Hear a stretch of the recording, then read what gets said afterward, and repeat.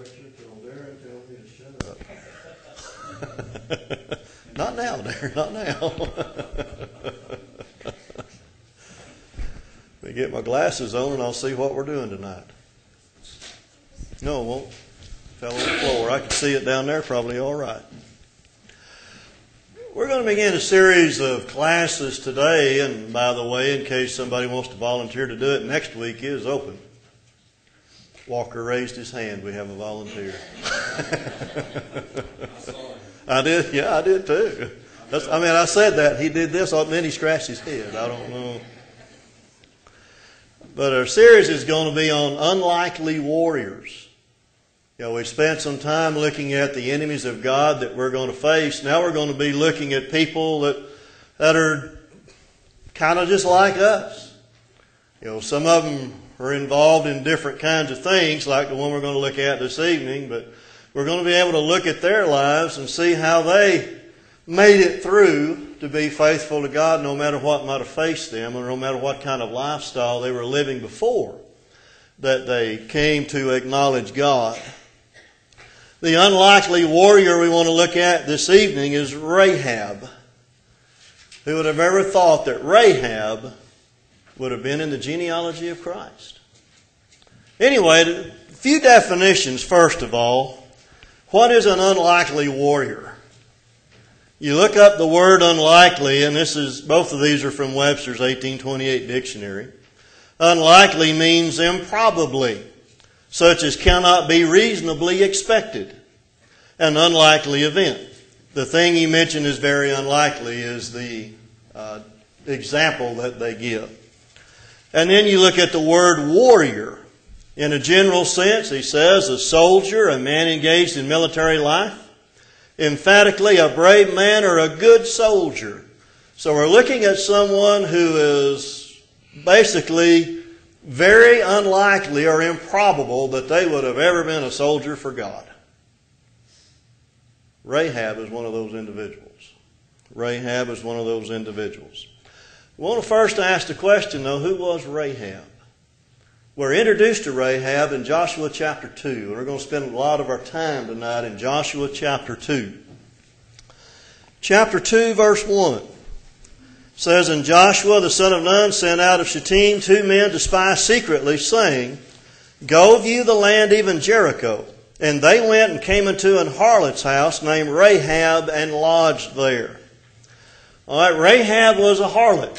She was a prostitute. There are those that I've heard in the past say, well, no, that was another word for an innkeeper. Well, you go and read the women that were innkeepers at that time were prostitutes. So, it's the same difference there.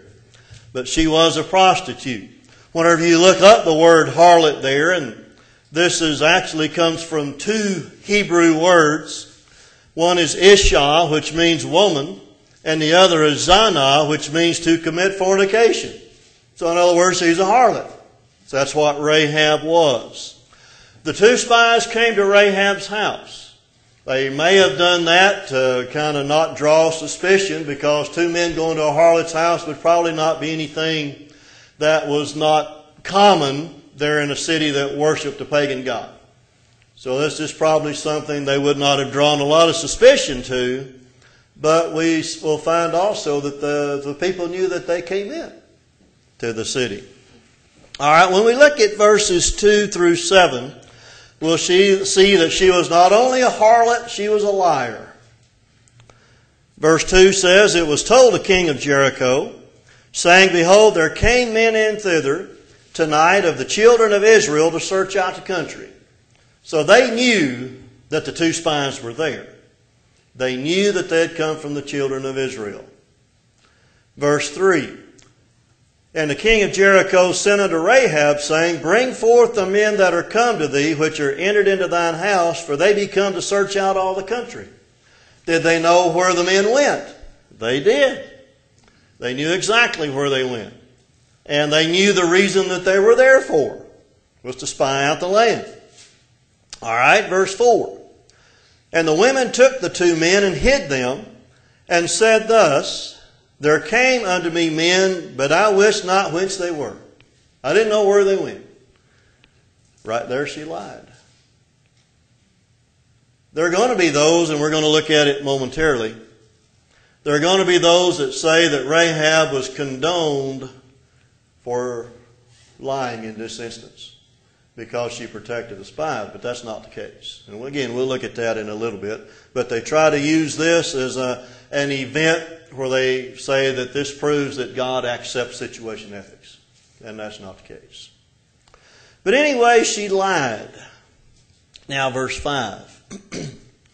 And it came to pass about the time of the shutting of the gate, when it was dark, that the men went out. And whither the men went, I wot not. Pursue after them quickly, for ye shall overtake them. So right there, that's just a continuance of the lie that she was telling the ones that came to her. Now, the question arises, did God need her to lie to protect those spies? The answer to that's no. The answer to that's no. But how many times does man think that God needs help in the thing that God is trying to do? Sarah thought that God needed help. Rahab thought God needed help. There are others that thought God needed help. And guess what happened every time? There was sin. There was sin involved. She did this for her own benefit too. Okay. You get to talk later. Sorry. Darren hasn't given the okay yet. Verse 6, but she had brought them up to the roof of the house and hid them with the stalks of flax, which she had laid in order upon the roof. So she hid them up there. But anyway, she had lied to the men. And then verse 7 says, the men pursued after them the way to Jordan unto the fords. As soon as they which pursued after them were gone out, they shut the gate. All right, so they went and pursued after them, but they did not find them.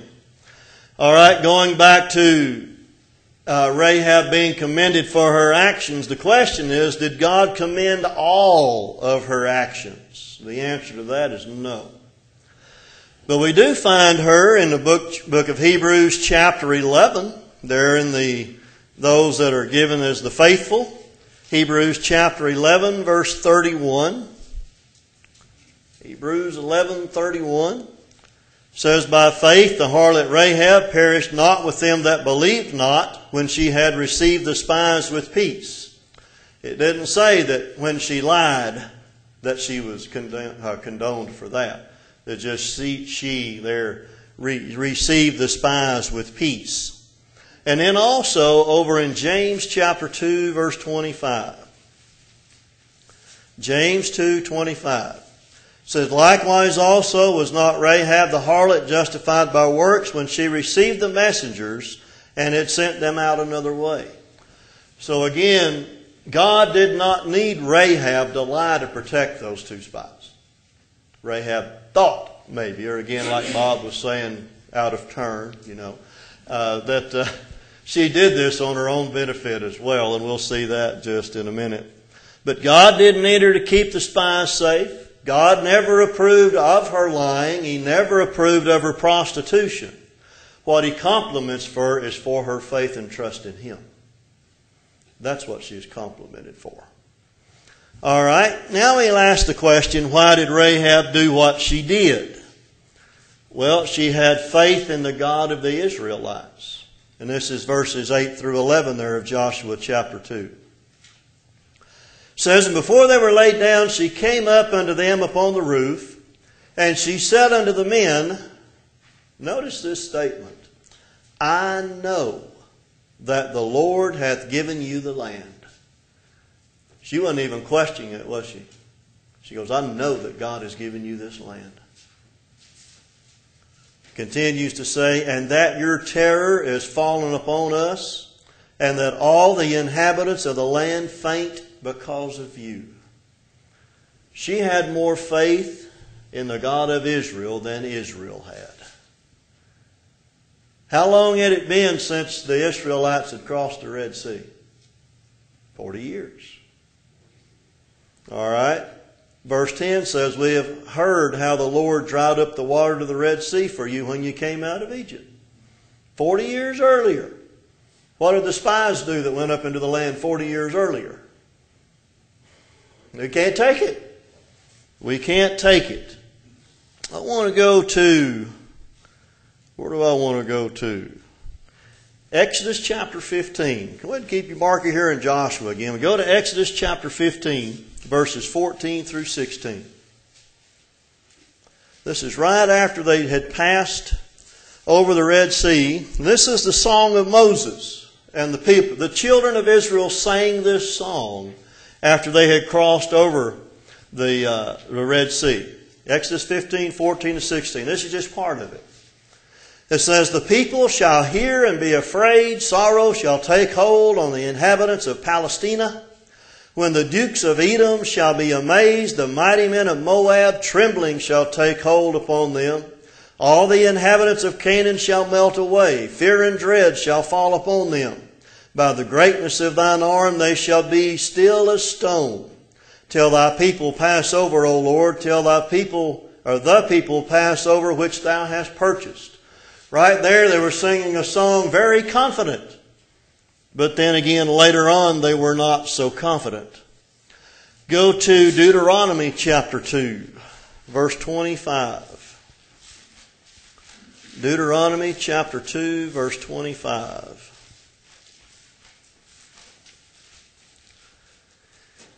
It says there, "And they took the fruit of the land in their hands and brought it down unto us, and brought us word again and said, It is a good land which the Lord our God doth give us." That's the report of the spies, or at least part of it.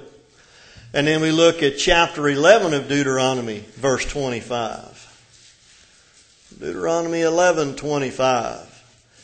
Says there, "There shall no man be able to stand before you. For the Lord your God shall lay the fear of you and the dread of you upon all the land that ye shall tread upon, as he has said unto you." So again, this is 40 years later that Moses is telling them that. But in each one of these verses we looked at, it talks about the fear that would come upon those in the land. And you go back to that song of Moses that they sang, apparently most of them didn't believe what they were singing, because they were not allowed to go into the land because of their transgression. But anyway, Rehab and the rest of the inhabitants of the land even had more faith in God than the Israelites did when they came up out of Egypt. I want to go to Numbers chapter 13 now, and we'll look at the instance we've been talking about. Numbers 13, we're going to look at verses 26 through 33. Numbers 13:26. Says, "And they went and came unto Moses and to Aaron, to all the congregation of the children of Israel," and of course these are the spies that came back from the land, "unto the wilderness of Paran, to Kadesh, and brought back word unto them and unto the congregation, and showed them the fruit of the land." We read that a while ago in Deuteronomy. Moses had mentioned that. Verse 27. "And they told him and said, We came unto the land whither thou sentest us, and surely it floweth with milk and honey, and this is the fruit of it. Nevertheless, the people be strong that dwell in the land, and the cities are walled." What was one of the walled cities? Jericho. Jericho was one of the walled cities. "And very great, and moreover we saw the children of Anak there. The Amalekites dwell in the land of the south, and the Hittites, and the Jebusites, and the Amorites dwell in the mountains, and the Canaanites dwell by the sea and by the coast of Jordan." All right, they're all, what is showing forth here from these 10 spies? Fear. Fear is showing forth. And yet Rehab, we've already seen, said, "We fear you." And they feared them from the time that they crossed the Red Sea. Verse 30 says, "And Caleb stilled the people before Moses and said, Let us go up at once and possess it, for we're well able to overcome it." You know, these two fellows, by the name of Joshua and Caleb, they had faith in God. They knew what would happen. They were like Rehab. They knew that God would get them to take the land. Verse 31, "But the men that went up with him said, We be not able to go up against the people, for they are stronger than we." What did Rehab say the people were like? They had melted. Verse 32, "And they brought up an evil report of the land which they had searched unto the children of Israel, saying, The land through which we have gone to search it is a land that eateth up the inhabitants thereof, and all the people we saw in it are men of great stature. And there we saw the giants, the son of Anak, which come of the giants, and we were in our own sight as grasshoppers, and so were we in their sight. Grasshopper complex. Who really had the grasshopper complex? The people of the land. People of the land. They were afraid. And you notice it says there that the land eats up the inhabitants. You know what? People were inhabiting it. Sometimes we make excuses, don't we? Whenever we want to do what we should. All right, back over in Joshua chapter 2 again. Let's do a little more reading there. We'd been reading verses 8 through 11. And let's continue reading there in verse 10. We'd gotten down to the middle of the verse where we talked about, we heard how the Lord dried up the water of the Red Sea for you when you came out of Egypt. That was the first thing they remembered. The second thing, what you did to the two kings of the Amorites that were on the other side of Jordan, Sihon and Og, whom you utterly destroyed. Now those two fellows were not small guys. I don't remember if I think it was Og was a giant. And they destroyed him. But now they're afraid of those. But anyway, the children of Israel were. Verse 11. And as soon as we had heard these things, our heart did melt. Hearts did melt. Neither did there remain any more courage in any man because of you. Right there, those spies that had that grasshopper complex, it was the people of the land that were more afraid. I guess I'll say more afraid. But they were afraid of the children of Israel. And the children of Israel didn't trust God. And then she makes this statement in verse 11. For the Lord your God, He is God of heaven above and in earth beneath. Right there, she is renouncing the gods, whatever gods that she would have worshipped. And she is saying there is only one true God now. She understands that. His name is Jehovah. The word Lord there is capitalized. And she understands who God is. And she is impressed by Him. And she wants to obey Him. We can see those things in what she's looking at there. Again, God would not endorse or excuse her sin. You look in John chapter 8. We'll look at an example in the New Testament. Because people will say about this very event that takes place, well, see, Jesus didn't condemn that woman, so her sin was okay. But that's not what we're looking at. John 8, 3 through 11. Says there, the scribes and Pharisees brought unto him a woman taken in adultery. And when they had set her in the midst, they say unto him, Master, this woman was taken in adultery in the very act. Now Moses in the law commanded us that such should be stoned, but what sayest thou? This they said, tempting him, that they might have to accuse him. But Jesus stooped down with his finger and wrote on the ground. And all the rest of that verse, I don't even know why they put that in there. They added that because it's all in italics. Verse 7. So when they continued asking him, he lifted up himself and said unto them, He that is without sin among you, let him cast the first stone at her. Verse 8, and again he stooped down and wrote on the ground. Verse 9 says, And they which heard it, being convicted by their own conscience, went out one by one, beginning at the eldest, even unto the last. And Jesus was left alone, and the woman standing in the midst. When Jesus had lifted up himself and saw none but the woman, he said unto her, Woman, where are those thine accusers? Hath no man condemned thee? She said, No man, Lord. And Jesus said unto her, Neither do I condemn thee. Go and sin no more. See, right there, Jesus says, Jesus had no right to condemn her to death because there were no witnesses. There were a few things wrong with what was taking place there. One of them was, well, let's go back and look at the law.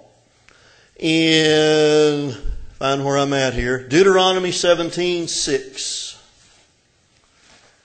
Deuteronomy 17:6.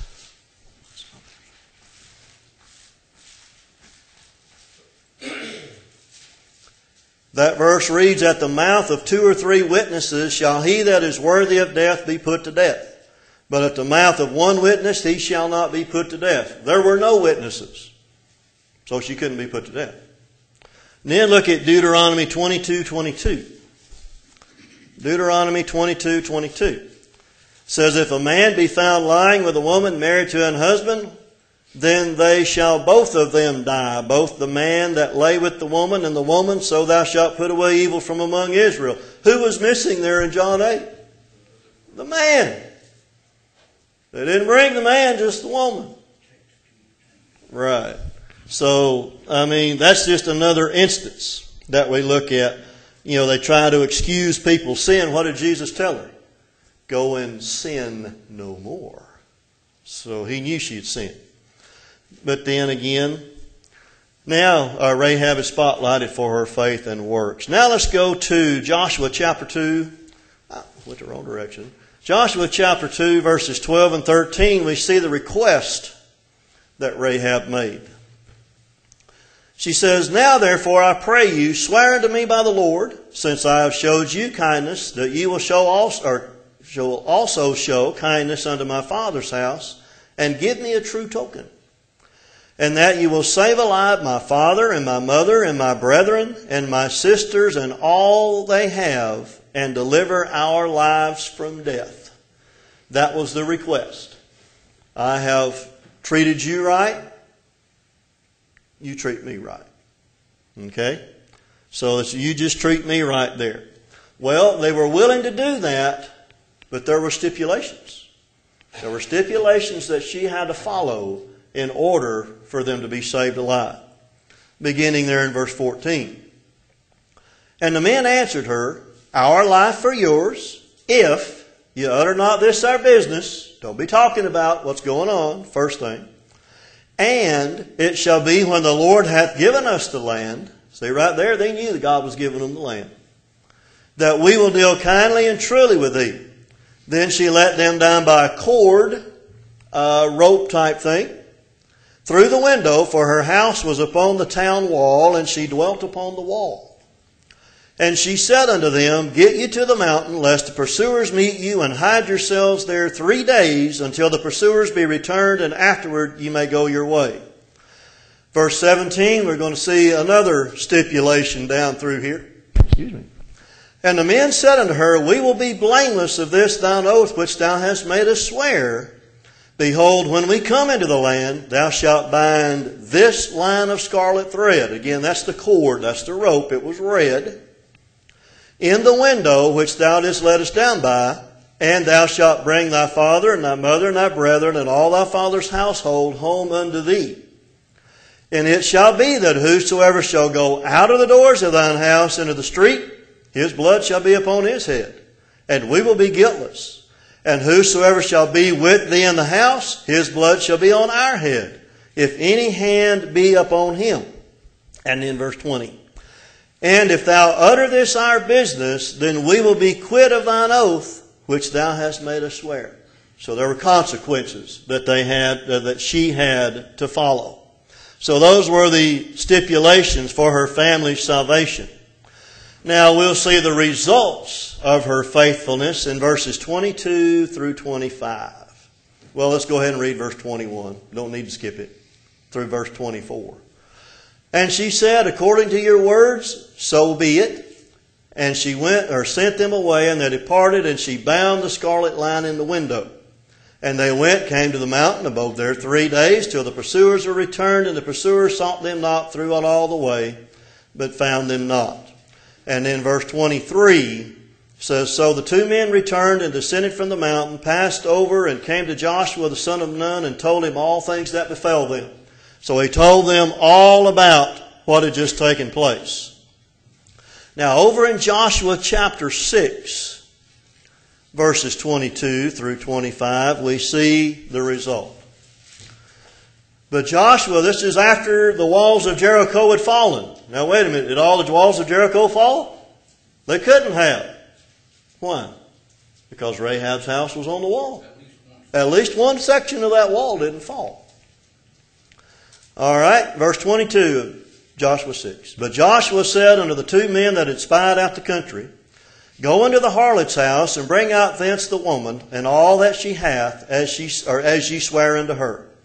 And the young men that were the spies went in, and brought out Rahab, and her father, and her mother, and her brethren, and all that she had. And they brought out all her kindred, and left them without the camp of Israel. And they burnt the city with fire, as we see that in verse 25. And Joshua saved Rahab the harlot alive, and her father's household, and all that she had. And she dwelleth in Israel even unto this day, because she hid the messengers which Joshua sent to spy out Jericho. So right there we see that her family was saved because of that. And I want to look at one more verse, and it didn't print off. I believe it's Matthew 1:5. Matthew 1, and we'll make sure it's verse 5. It says there, Salmon begat Boaz of Rehab, and Boaz begat Obed of Ruth, Obed begat Jesse, and Jesse begat David. So there we have Rahab in the line of Christ. Whenever she became an Israel, proselyted to the Israelite religion, she would have been taught against lying and prostitution. All right. My time is up. Does anybody have any? I know Bob has a comment because he's been waiting over there. Probably didn't hear any of the rest of the lesson, but he's been waiting to make that comment. You can make yours as you go over there. Say before I go there, Rahab knew who they were. Yeah. The second they walked in, and it could have possibly been an inn that was, like you said. Right. And the people obviously knew where they went to. Why would they have gone to her house in the first place if it wasn't some kind of staying place? Right. She knew who they were, but she didn't turn them in. Right. That was the thing. She could have turned them in then. She could have turned them in later. So she was never justified for her lying. Right. And we look at Hebrews and James, we learn what she was justified for taking them in without reporting them, and then for helping them get out without reporting them. That's what she was found to be faithful for. But I got a question. She was not in a relationship with God because of those two actions. Because their requirement, even right after Jericho fell, they stayed outside the camp. Right. They were not brought into the camp. Right. There were conditions of proselyting that God had established, and until she met those, she was not in a relationship with God. So faith alone, even the works alone, wasn't sufficient to put her in a relationship with God.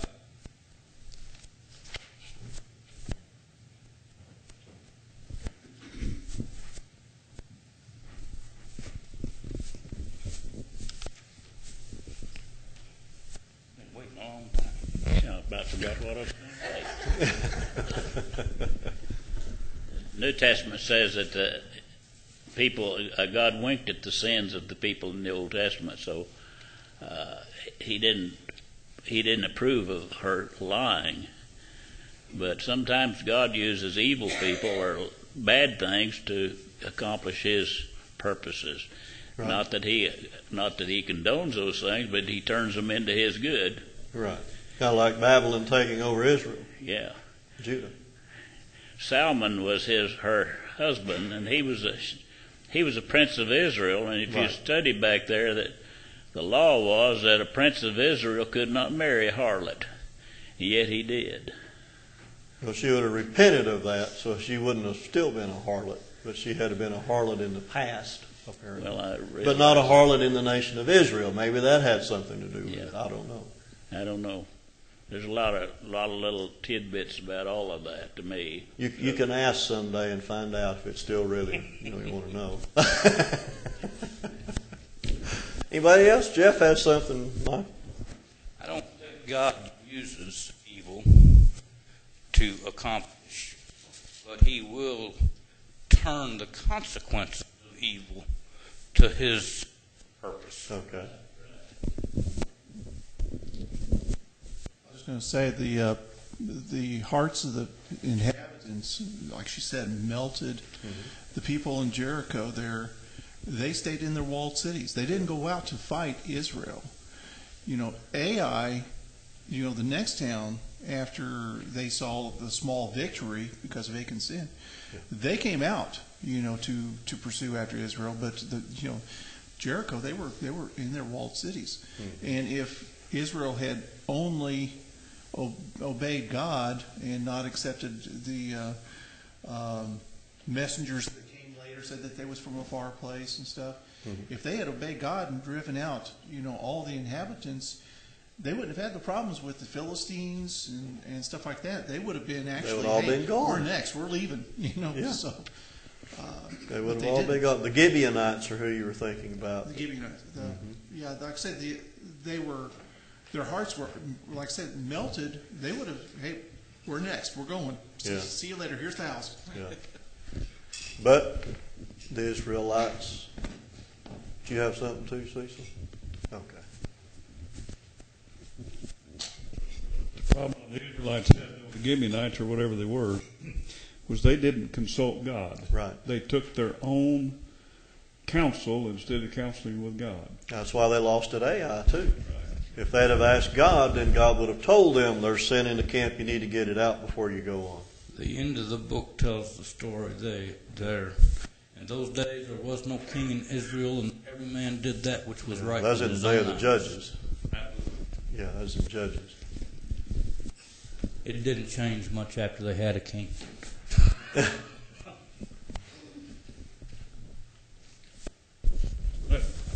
comment made about the God winking at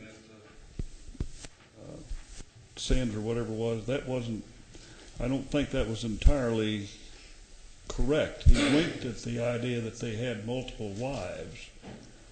That would have been some of the things. There's some things that man disobeyed that God, David had multiple wives. Right. God had to overlook that. He overlooked musical instruments. And he commanded everyone to repent. Right. And that included all sins as far as that goes. But he didn't wink at all sins, because he didn't wink when, was it Achan? Not Achan. Who was on? Uzzah touched the. No. Let's see, Uriah? No, that's Uriah the Hittite. Uzzah touched the ark. When he touched the ark, he died immediately. Yeah. He didn't wink at when Nadab and Abihu used the wrong fire. Yeah. There was certain sins that he did, indeed, and one of them was multiple wives. Yeah. Because from the beginning, it was not God's plan. Yeah. You look at Abraham. Yeah. He had multiple wives somehow there. Matthew 19 makes it very plain, because Jesus said in the beginning it was not so. Right. Yeah. I've always hated the term wink when it comes to that. Well, the American Standard says overlooked. Overlooked, or he looked over, he looked past, he looked beyond. Yeah. Because when Christ came, that was the fulfillment of things. His blood was going to go backwards as well as forward to cleanse those sins. They weren't forgiven. They weren't forgotten. They were He remembrance every year. He just didn't say, well, they're sinning, no big deal. That did not happen. Yeah. And I think sometimes we got that concept when we talk about God overlooking sin or winking at sin. He did not in that sense. He looked over, he looked past to when Christ was coming. Okay. Because it mentions in the Day of Atonement there was a remembrance made again. Every year. Every year. Every year. Leland's got something to do. I've got to get to the verse first. Okay. In Hebrews chapter 9, verse 15 is the answer to what God did with the sins of those. David repented of his sins. Right. It says in verse 15 of chapter 9 of Hebrews, and for this cause he is the mediator of the New Testament, that by means of death for the redemption of the transgressions that were under the first testament. In other words, those under the old law, they which are called might receive the promise of eternal inheritance. So Christ had to die. Christ had to die for them as well as for us. nobody's sin was actually forgiven until Christ died on the cross, because it took the perfect sacrifice to forgive them sin. Just like Hebrews 11:13, talking about those before. Look at Abel, and of course Enoch was translated, but there's Noah, Abraham, Isaac, Jacob, Sarah. He says these all died in faith, not having received the promises, but having seen them afar off and were persuaded of them, embraced them, confessed they were strangers and pilgrims on the earth. So they hadn't received the promise yet. The promise was still to come at that time. Part of the great promise, besides the coming of Christ, is that I will be their God, they will be my people, and I will remember their sin no more. Right. That wasn't possible until Christ came. Until Christ came. All right. You got to beat Darren to the bell, or Bob won't get to speak till next week. I'm trying, brother. I'm trying. My wife says very trying.